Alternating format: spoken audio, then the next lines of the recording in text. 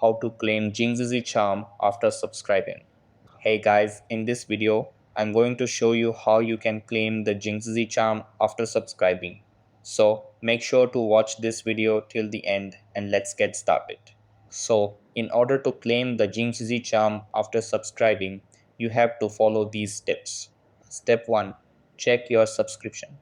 Ensure your subscription to Jynxzi on Twitch is active.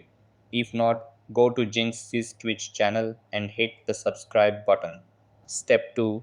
Link your Ubisoft account to Twitch. Open Twitch and click on your profile icon in the top right corner. Select Settings and then go to the Connections tab. Scroll down to find Ubisoft in the list of connected accounts. Click Connect and follow the steps to log in. Step 3. Check the drops and rewards page.